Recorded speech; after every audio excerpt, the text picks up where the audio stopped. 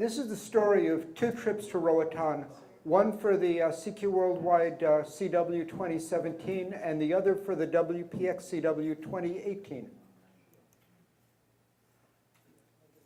Rudy N2WQ, who unfortunately is not here, or maybe fortunately is not here, owns a house in Roatan.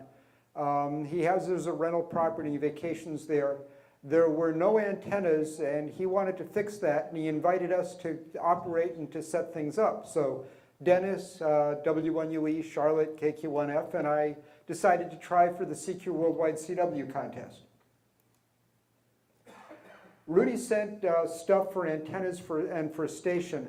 The plan was Dennis was going to go down for 2 weeks, and Charlotte and I for 1. Dennis being retired at the time, and Charlotte and I not. We didn't know if we'd be able to install everything, but we'd give it a shot.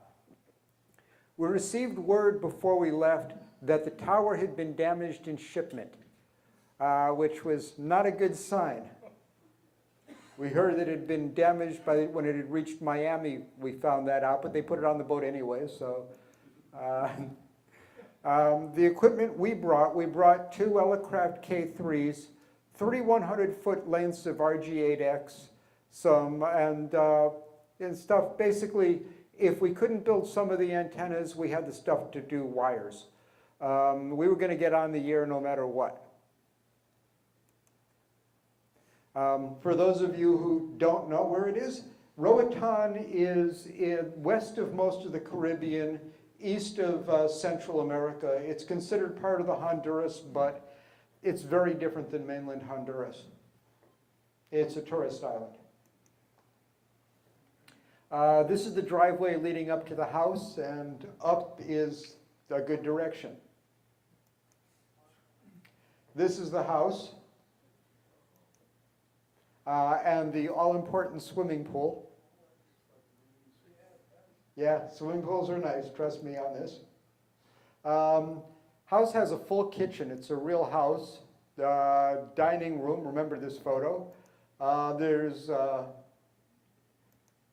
There's a living room, there's a television, it's off to the left of the photo, so you can watch the game if you're one of the people who wants to do so.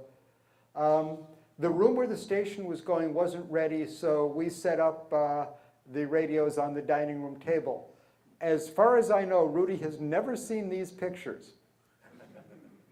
He wants to know how his table got scratched. His table got scratched by other guests. We didn't actually scratch the table. We have little rubber feet on our radios. We checked out the tower. Some of the rungs were bent. More importantly, some of the welds were broken.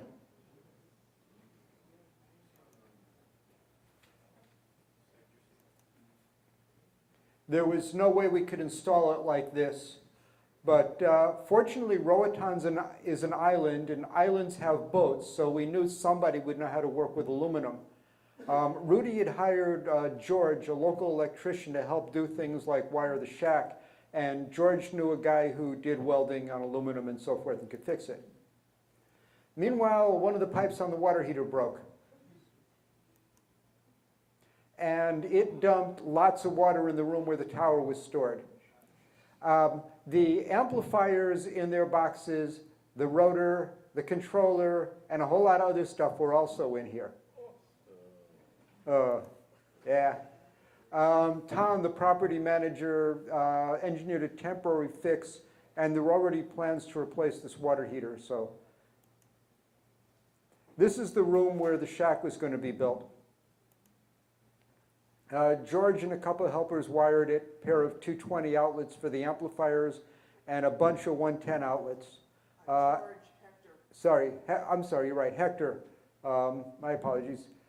Anyways, they wired it. There was one problem with this room is it only had that one door, and we were concerned it was going to get really hot with us and a couple amplifiers in there. Rudy had planned to install an air conditioner, but that wasn't going to get there while we were there. So the ship repair guy showed up, and he straightened out the tower legs. And he brought a welder and fixed the tower. Yeah, the island way, no safety goggles or any of that happiness. It's ugly, but it'll work. They cleaned it up. And the tower was repaired, but there was no way we were going to get installed in time for the contest. We'd lost too many days by this point, which didn't surprise me. We had a backup plan. We were going to do an all-wire station. Wire beams aimed north or northeast, and they'd be broad enough to do what we needed.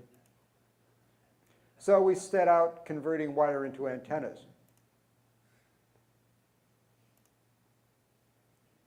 This turns out to be a lot of wires. That's a beam sitting there on the floor. And we didn't want to use a lot of the good LMR that was shipped down. That was going to be for permanent installations, so we used that 300 feet of RG8X we brought. This was really cheap coax. I mean, this is the cheapest thing if I can find on Amazon. It actually got warm with 600 watts on 10 meters.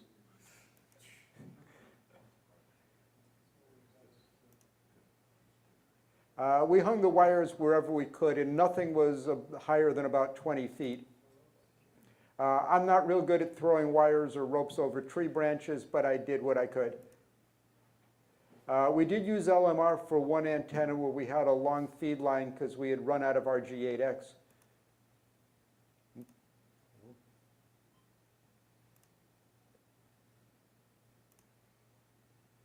We almost ran out of string too. We had brought like three rolls of nylon string, and you can see we're running it all over the place.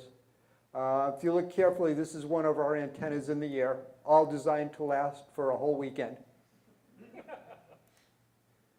The 8160 antenna was by far the biggest thing. I had to go up on the roof of the house to install that. I don't think OSHA would like that. OSHA's not here. It was the rainy season, but fortunately we had enough dry days or parts of days that we were able to get all the wires up. One end of the 8160 went to this unused water tank.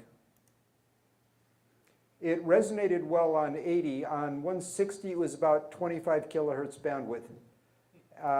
We tuned it by cutting small pieces off one end until it covered the low end of the band. 25 kilohertz is really about all you need on 160 CW. And did I mention the importance of the swimming pool? Every afternoon. Oh yes. Yep, you do antenna work and then you take a nice swim. There's flowers on the property near the shack, which attracts these hummingbirds. This is the photo we used for the QSL card. Meanwhile, they started digging the hole for the tower base. A freestanding 50-foot tower needs a big base, and nobody knew what the soil was like. Nobody knew if we were going to be digging dirt, rocks, or ledge. Hector hired a couple of guys to dig.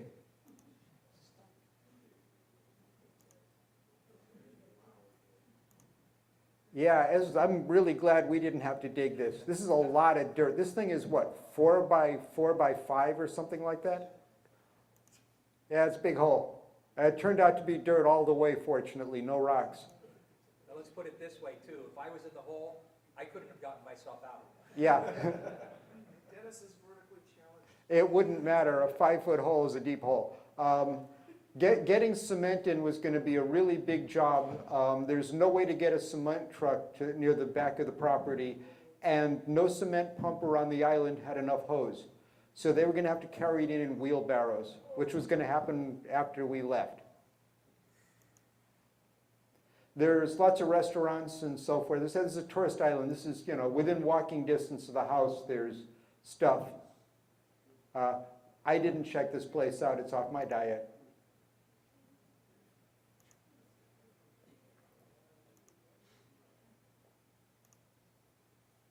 This is one of the biggest resorts on the island. It's just down the road from the house.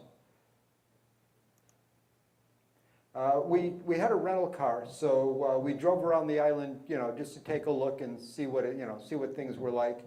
We ended up at this restaurant for dinner. They had a couple of parrots that lived there. They could fly away, but the owners feed them.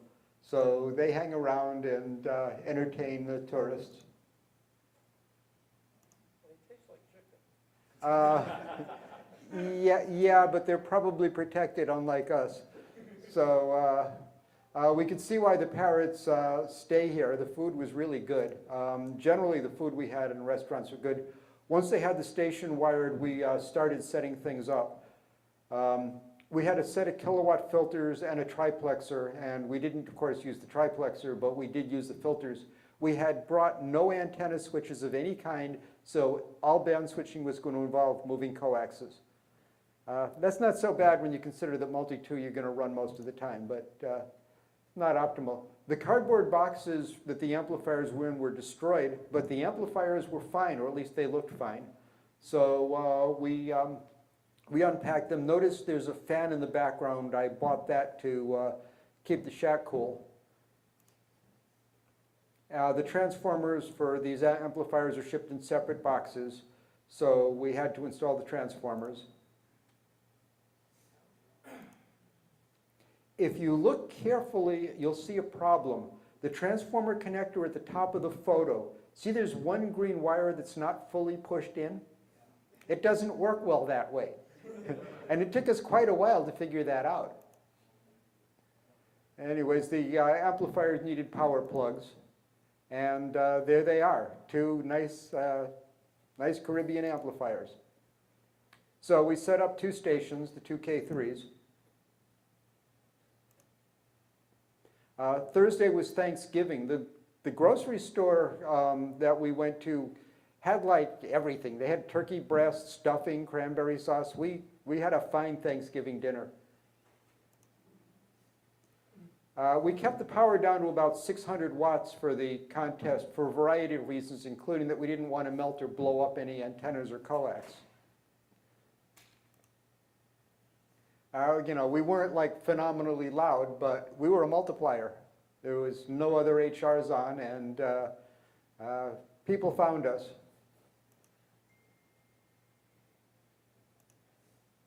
And at the end, we had about 8.5 meg raw, which isn't bad for a bunch of wires. We had a blast doing it. And then we flew out Monday. So Monday early morning, we had to get up and take down all the antennas. All that wire stuff had to go. Put everything to bed neatly.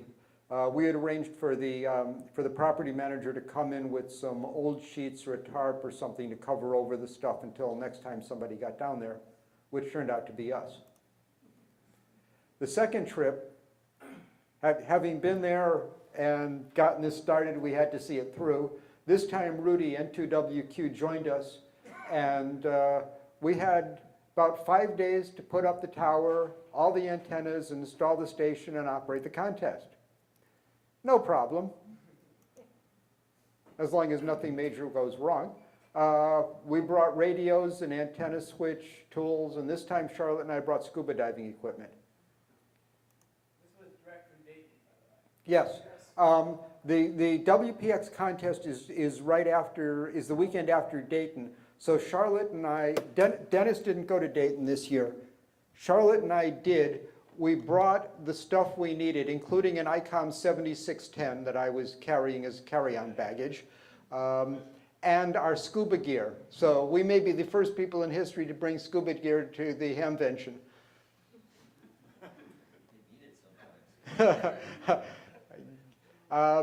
So anyways, that DX Engineering Skyhawk Tribander comes in a nice box, and there's lots of pieces in that box. We had to assemble 10 elements. The element sections are riveted. The boom also needed to be assembled. When the pieces were built, we moved everything to where we would raise it, and there was barely space between where the tower went and the trees to assemble the antenna. The elements on this antenna go on the bottom, as does the feed system.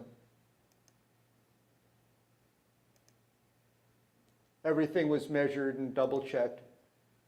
The tower base had been poured and installed. I'm probably just as happy I didn't even see that operation. So we're good to go. The instructions for the antenna, or for the tower, said it can be walked up. It's 50 feet of aluminum. It's a 50-foot aluminum tower, so we assembled the sections. And we also put in the mast and rotor, hoping this would not make it too heavy to lift, because this would save us a lot of time if we could do it this way.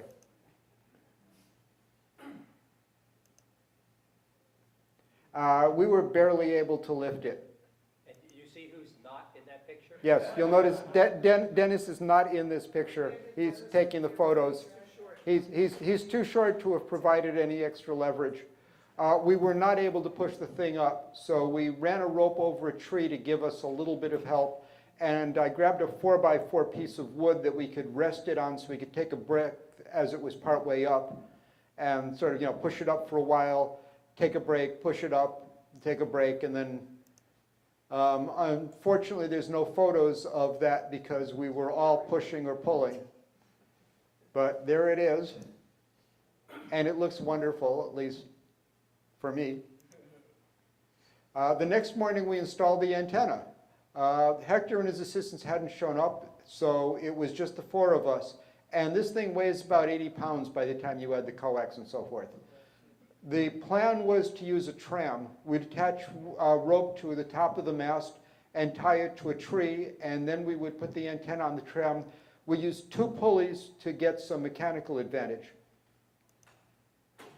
I was the tower climber. So we set up the tram. We also tied a tagline to one end of the beam so that we could pull it around the trees. And unfortunately, there are no photos of this because all of us were busy handling the antenna. But it worked. We got the thing installed. And I connected the rotor and the coax.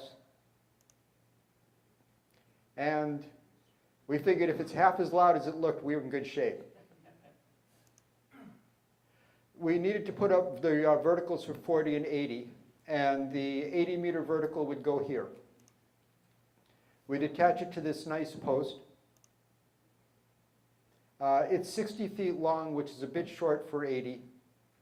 Rudy was planning to lengthen that later, but so we added a base coil. That works just fine. That brought it into the CW band. Good SWR, reasonable bandwidth. And 40, we also put up one, and of course, it did not need a base load.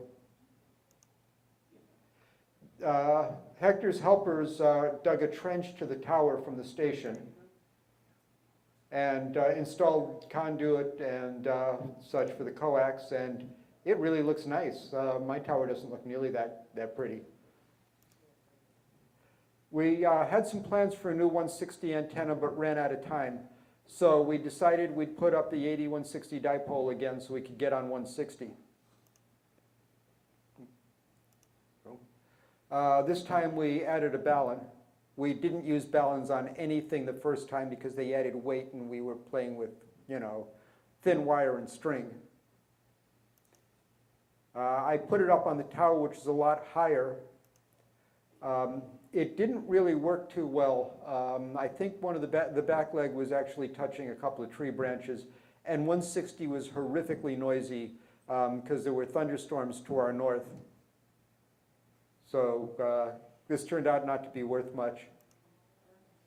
This is a view out from the tower. The station is in the nearest building. The next is the house, and beyond that is the maintenance building for the swimming pool.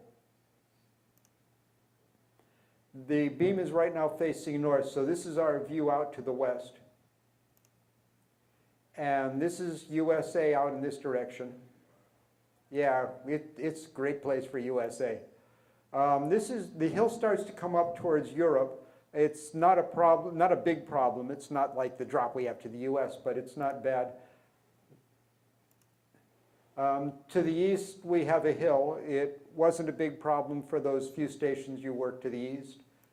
And we have a hill to the south, which, Yeah, we turned the beam south and we're easily able to work South Americans, but, yeah, well, it was WPX, they're multipliers, and they're out-of-continent three-pointers. And this is the view to the southwest where there isn't much. And this again is the all-important swimming pool. This wonderful device is the shack's air conditioner. So this time we were going to have proper antenna switching. We needed to make coaxes, jumpers, and so forth. Rudy had shipped down a pair of LCD displays that we connected to the notebooks, so we had nice big monitors. This photo isn't real good, but it shows the filters, the triplexer, and the antenna switch. They're sort of off in a corner.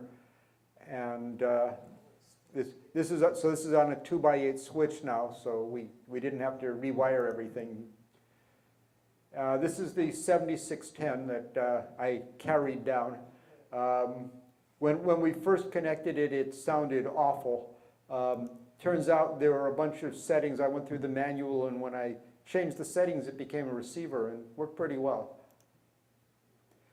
It's easy to get to town. You just walk down to the road and wait a minute, and a taxi will come by, and for $2 each, it'll take you into town. So we went into town and decided we were going to have the Thursday pre-contest dinner was going to be somewhere in town. And we decided it would be a Mexican restaurant. HR9 is a fun place to be for WPX.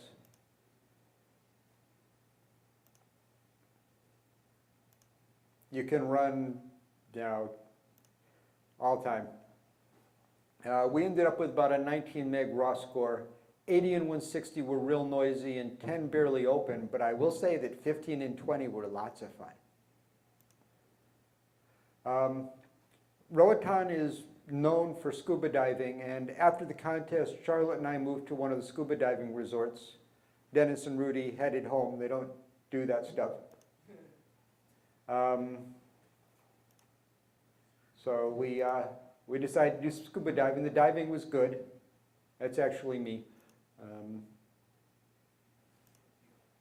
We picked this photo for the QSL card. And I'll end this with a sunset. Thanks for the QSOs and thanks for watching.